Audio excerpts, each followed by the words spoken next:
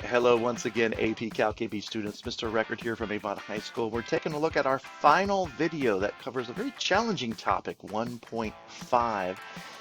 That we've already done a few videos for to hopefully kind of get you introduced to this idea of determining limits using algebraic properties.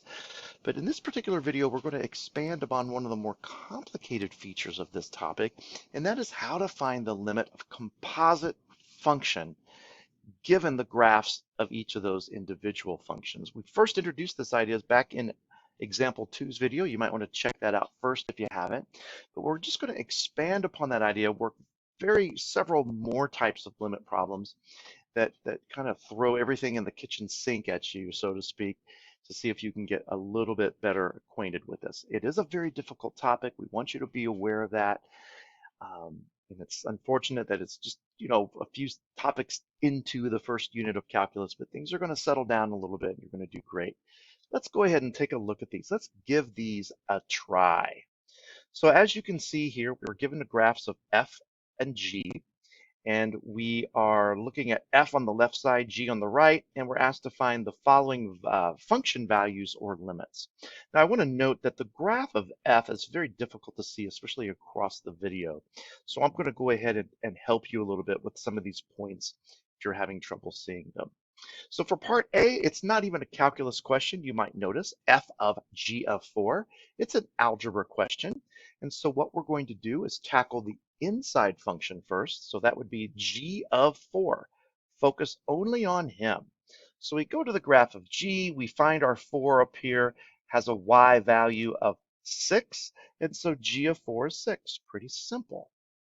From there, we can wrap parentheses around that 6 and proceed to find the function value f at 6. Now this is going to be a little bit hard for you to see, but if you look here at the graph of f, there's where our 6 is, and I've got an open circle right there, another open circle there, and then finally up here, which I'll kind of circle there a little bit, is the actual ordered pair for the function f when x is 6. And notice it has a y value of 4. And so that will be our solution to f of g of 4. We had to find the function f and find out where it's defined when x is 6, and the answer was at 4. Taking a look at part B, it's a completely different situation now. We've got f of g of x, and we're asked to find its limit as x approaches 4. So it's a little bit of a different situation. And so if you recall from the previous video, we said our main objective here is to think about what happens if we push that limit through the outside function and apply it to the inside function g of x. We said everything is going to work wonderfully as long as two things happen. If that g of x has a limit when x approaches 4, so it has to have some numerical answer. And then lastly, and the one that gives kids the most trouble, and teachers, is if the outside function f is continuous at the answer of that inside limit. A lot going on there. Let's go ahead and take a look at this. And so we first of all find the limit of g of x as x approaches 4. Well, what do we find out here? If we let x approach the 4 and we stay on this graph, we find that we're approaching this y value of 6. And that's going to be our result. Now, the problem with that is if we go back to the graph of f, we see that this graph was very discontinuous at 6, and we can't just call this the same answer as f of 6, which was 4 from the previous part A. Instead, you have to think about how is it that you approached that 6? Well, we approached it from below, right? We're looking at numbers less than 6 on both sides. Maybe we were up to 5 and 5.5 and 5.9 and 5.99999. And if you really think about it, we were approaching 6 from the underside. That translates to approaching 6 from the left. And that's how you're going to tackle that outside function. You're going to apply a limit that has this notation with it, x approaches 6 from the left, of that outer function, and now we can go and find out what our answer is. If we approach this 6 from the left, we find that we converge upon this y value of 1. Remember, there's an open circle there, but that doesn't matter. That's going to serve as the result of that limit. And so as you can see, A and B are very different answers. Let's take a look at our parts C and D next. So if we take a look at C, we have f of g of 0. Well, f of g of 0, once again, is an algebra question. And so we're basically looking at what is the g of 0? Well, g of 0, according to this problem here, according to this graph, is just simply the y value, -2. So we replace the g of 0 with -2. We wrapped parentheses around it. We proceed to find f of -2. Again, the function f, when x is -2, is a hot mess, but we're looking for the actual value of the function that's defined.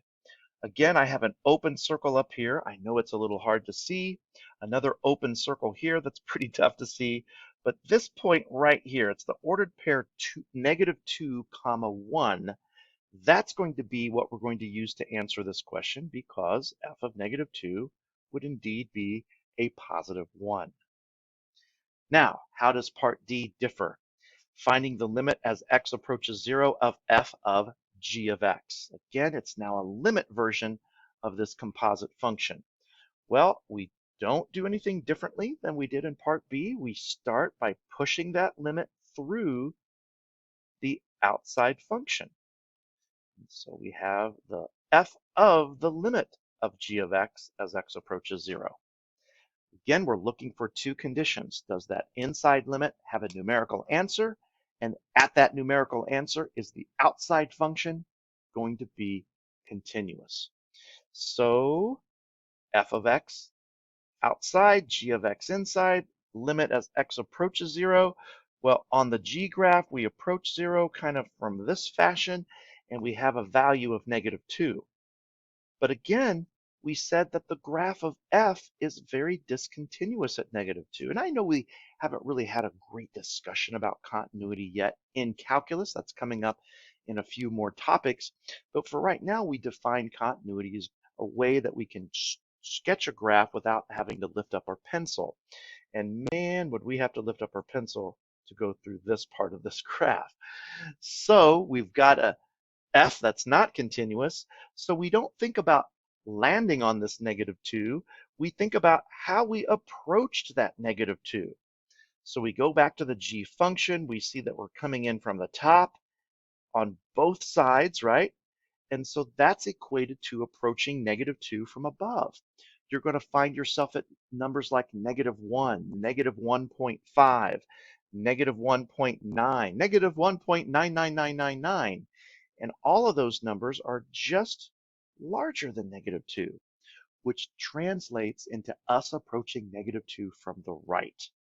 And so now we rewrite the outer function as a limit as x approaches -2 from the right.